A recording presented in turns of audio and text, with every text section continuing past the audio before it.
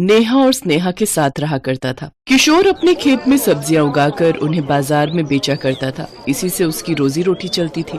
सब्जी ले लो, सब्जी ताजा ताजा हरी हरी सब्जी। जो आएगा वो खाएगा और जो नहीं आएगा वो पछताएगा। अरे किशोर भाई, ये बात तो तुमने बिल्कुल सच कही। जिसने तुम्हारी हरी ताजी सब्जियों को नहीं चखा वो तो सचमुच पछताएगा।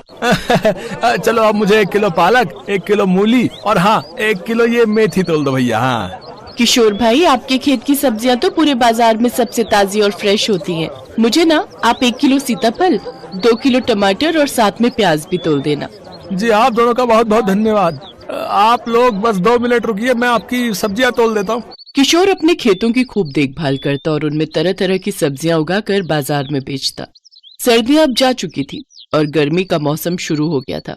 गर्मियों के मौसम में किशोर जब भी काम के लिए घर से निकलता तो उसकी पत्नी उसको ठंडा ठंडा सत्तू बना कर देती। अरे माधवी, अगर तुम्हारा सत्तू बनकर तैयार हो गया हो तो मुझे जल्दी से दे दो। सूरज सर पर चढ़ाया है और मुझे बाजार जाने के लिए देर हो रही है। जी अभी लाई। कितना टाइम लगा दिया तुमने। तुम्हें पता है ना ग्राहक के आने का टाइम हो गया है। जी वो मैं पड़ोस में जो प्रिया मैडम है ना, उनके यहाँ से बर्फ लेने गई थी। आपको पता है उनके घर में तो फ्रिज भी है और एसी भी। जब मैं उनके घर गई तो अंदर एसी चल रहा था। मुझे तो ऐसा लगा मानो मैं राजस्थान से कश्मीर पहुंच गई हूँ। ओए होए, कितना मजा आ रहा था, मैं आपको बता भी नहीं सकती। काश कि अपने घर में भी एक एसी होता। माधवी, अगर सपने से बाहर आ गई हो तो मुझे सत्तू का गिलास पकड़ा दो, मुझे देर हो रही है। अच्छा अब मैं चलता हूँ। और हाँ, वैसे खुली आंखों से सपने देखने में कोई बुराई नहीं है। देखो देखो है?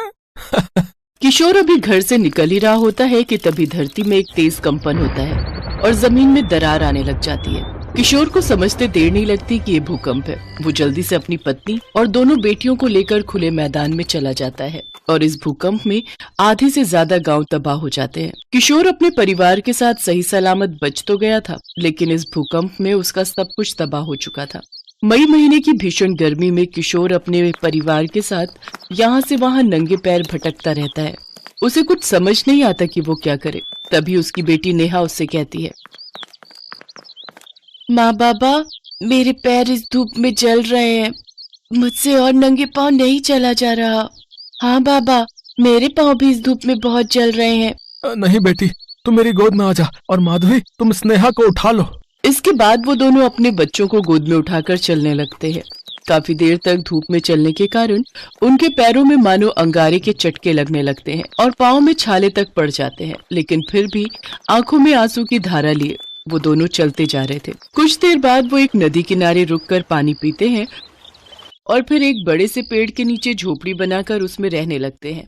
एक ही झटके में हमारी सारी दुनिया ही उजड़ गई।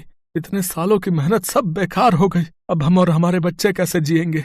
अगर आप ही हिम्मत हार जाएंगे तो फिर हम सबको कौन संभालेगा? हम अपनी नई जिंदगी की शुरुआत करेंगे। अपने बच्चों की खातिर हम खूब मेहनत करेंगे। उन्हें किसी भी चीज की कमी नहीं होने देंगे। इसके बाद किशोर और माधवी दोनों ही एक अमीर आदमी के यहाँ काम ढूंढ लेते हैं और उसके यहाँ नौकरों का काम करने लगते हैं।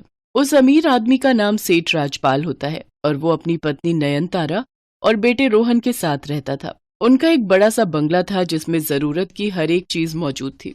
घर में 8 कमरे थे और सभी में एसी लगा हुआ था। यहाँ तक उनकी रसोई में भी एसी लगा हुआ था। किशोर उनके घर में साफ सफाई का काम किया करता था, जबकि माधवी उनके लिए खाना बनाया करती थी। एक रोज नेहा और स्नेहा भी अपने माता पिता के साथ सेठ जी के बंगले पर आती हैं। तभी वो दोनों रोहन के कमरे के बाहर खड़े होकर चुपके से देखती हैं। रोहन, ये लो बेटा, ये रही आपकी आइसक्रीम, कोल्ड ड्रिंक और ये पिज्जा। अब आप आराम से बैठकर टीवी देखो। और ये लो, अब मैंने एसी भी ऑन कर दिया। और हाँ, इन सब के बाद आपको स्टडी भी करनी है। Okay, do you understand? Okay mom, मैं सब समझ गया। आप बार बार मुझे एक ही बात मत बोला करो। मैं कोई दूध पीता बच्चा नहीं हूँ। ओके बाबा। अच्छा, अब एसी ऑन है, अब ज्यादा ठंड लगे तो इसे बंद कर देना। Okay okay mom. इसके बाद नयनतारा वहाँ से चली जाती है। उस कमरे से ठंडी ठंडी हवा बाहर भी आ रही थी, जिसका आनंद नेहा और स्नेहा ले रहे थे। वाह यार स्नेहा, कि रोहन तो कितना भाग्यशाली है, इसके कमरे में तो एसी लगा हुआ है। हाँ नेहा, काश हम भी एसी में रह पाते। तभी रोहन की नजर उन दोनों पर जाती है और वो चिल्लाते हुए कहता है, तुम गरीब फटीचर लोग यहाँ मेरे कमरे के बाहर खड़े होकर मुफ्त में एसी की हवा खा रहे हो। चलो निकल जाओ यहाँ से। रोहन उन दोनों को धक्का मारकर गिरा देता है। तभी वहाँ नयनतारा, राजपाल, किशोर और माधवी भी आ जाते हैं। नेहा, स्नेहा बेटी, तुम दोनों ठीक तो हो ना? तुम दोनों को कोई चोट तो नहीं आई ना? नहीं माँ, हम लोग ठीक है। तुम दोनों सच कह रही हो ना? हाँ पापा, हम सच कह रहे हैं, हमें कोई चोट नहीं आई। डैड, आपको पता है ये दोनों फटीचर गरीब कहीं की मेरे रूम के बाहर खड़े होकर मुफ्त में एसी की हवा खा रही थी। ये बात सुनकर राजपाल और नयनतारा गुस्सा हो जाते हैं और किशोर और माधवी को खूब खरी खोटी सुनाते हैं। अरे तुम दोनों ने अपने बच्चों को अक्ल सिखाई है कि नहीं? उन्हें कोई मैनर्स है कि नहीं? इस तरह किसी के रूम के बाहर खड़े होकर मुफ्त में एसी की हवा खा रही है। हमसे गलती हो गई जो तुम्हारे घटिया और गरीब बच्चों को अपने सुंदर से घर में आने दिया। अब इनको बोलो कि जल्दी से यहाँ से रफा दफा हो जाए, नहीं तो मुझसे बुरा कोई नहीं होगा। लेकिन मालकिन, वो क्या तुम दोनों को समझ नहीं आता कि मैंने क्या कहा? जल्दी से निकालो इनको बाहर, नहीं तो तुम दोनों को भी यहाँ से चलता करूंगी और नौकरी पर किसी और को रख लूंगी। बेचारी गरीबी के बोझ के तले किशोर और माधवी नेहा और स्नेहा को वापस झोपड़ी में जाने को कहते हैं और फिर वो दोनों भी बिन कुछ कहे वहां से चले जाते हैं। कुछ दिनों बाद जब उनकी तनख्वाह आती है तो वो अपने लिए किराए का मकान ले लेते हैं। किराए के मकान में पहुंचने के बाद नेहा अपने पिता से कहती है, माँ बाबा, हम किराए के मकान में तो रहने आ गए, लेकिन यहाँ भी तो सिर्फ एक पंखा ही है। क्या हम अपने घर में एक एसी नहीं लगा सकते? हाँ बाबा, हमें भी रोहन की तरह एक एसी वाले कमरे में रहना है और ठंडी ठंडी हवा में सोना है। माँ भी जब रसोई में हमारे लिए खाना बनाती है तो वो गर्मी में पसीने से पूरी तरह भीग जाती है। अगर अपने घर में एसी होगा तो माँ को खाना बनाते वक्त बिल्कुल भी गर्मी नहीं लगेगी और हम सब भी आराम से सो पाएंगे। मुझे माफ कर दो मेरे बच्चों, लेकिन मैं तुम्हारी ये मांग पूरी नहीं कर सकता क्योंकि हम इतने पैसे नहीं कमाते हैं कि हम एसी खरीद सके। हमें माफ कर देना मेरे बच्चों। अरे तुम सब उदास मत हो, मेरे पास एक उपाय है जिससे एसी के जैसी हवा लगेगी। हालांकि मेरा ये एसी थोड़ा सा देसी और अतरंगी है। इसके बाद माधवी रजाई को गीला करके खिड़कियों पर टांगती है जिससे घर थोड़ा ठंडा हो जाता है। लेकिन इसके बावजूद भी दोनों बच्चों का मुंह उतरा ही हुआ रहता है। अपने बच्चों को उदास देखकर किशोर और माधवी भी उदास हो जाते हैं।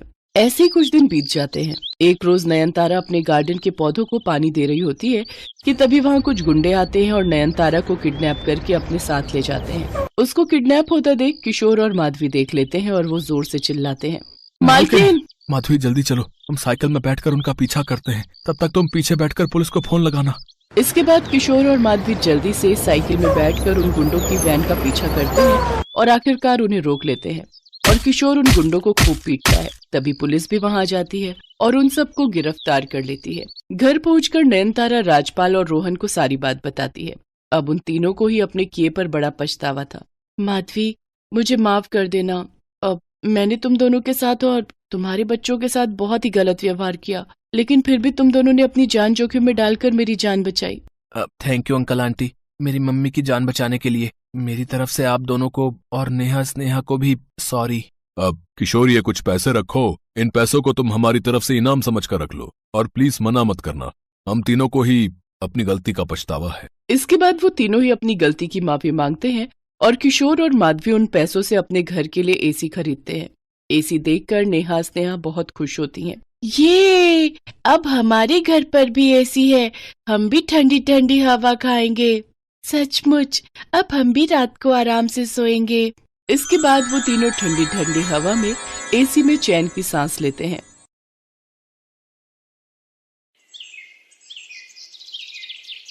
भीखू और उसकी पत्नी ममता का एक छोटा बेटा था। भीखू और ममता सड़कों पर सामान बेचकर गुजारा करते थे और वहीं फुटपाथ पर एक छोटी सी झुग्गी में रहकर गुजारा कर रहे थे। ममता दोबारा गर्भवती थी, इसलिए वो झुग्गी के आसपास ही रुकने वाले वाहन के लोगों को सामान बेचती थी। एक दिन ममता पुल वाली लाल बत्ती काफी देर तक रहती है, इस वजह से वहां भीड़ भी काफी रहती है। मैं सोच रहा हूँ आज थोड़ी देर वहीं सामान बेचकर आ जाता हूँ। इतनी भीड़ में ध्यान से जाना, लाल बत्ती खत्म होते ही गाड़ियां रफ्तार से दौड़ती हैं। भीखू पुल के नीचे सामान बेचने चला जाता है।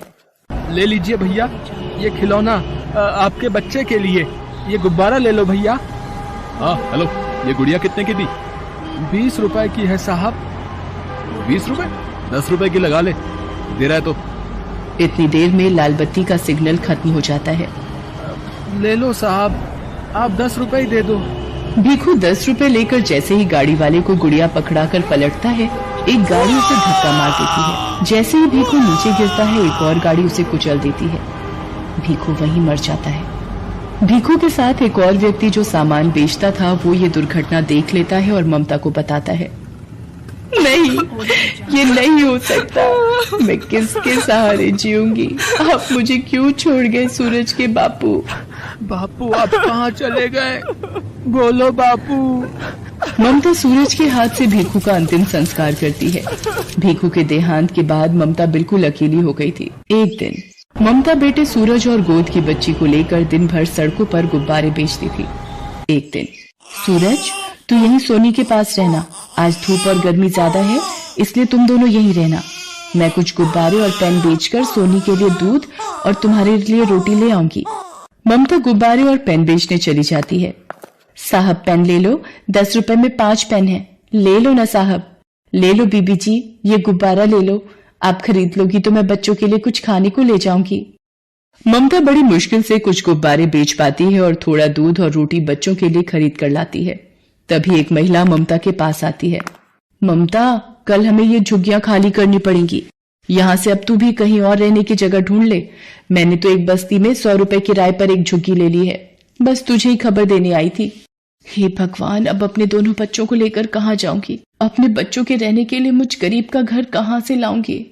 ममता अपने बच्चों को लेकर एक दुकान के बाहर बैठ जाती है। तभी सामने एक ऑटो रिक्शा पलट जाता है और एक महिला ऑटो रिक्शा से गिर जाती है। ममता भागती हुई महिला के पास जाती है। ओ भैया, कैसे ऑटो रिक्शा चला रहा था? देखकर नहीं चला जाता? जल्दी इन्हें हॉस्पिटल लेकर चलो। ममता उस महिला को संभाले बच्चों के साथ हॉस्पिटल पहुंचती है। ऑटो वाला ममता और उस महिला को अपने ऑटो से उतार कर भाग जाता है। सूरज, जा जल्दी से उन भैया को बुला कर ला, वो माँ जी को अंदर ले जाएंगे। डॉक्टर उस महिला को देखता है।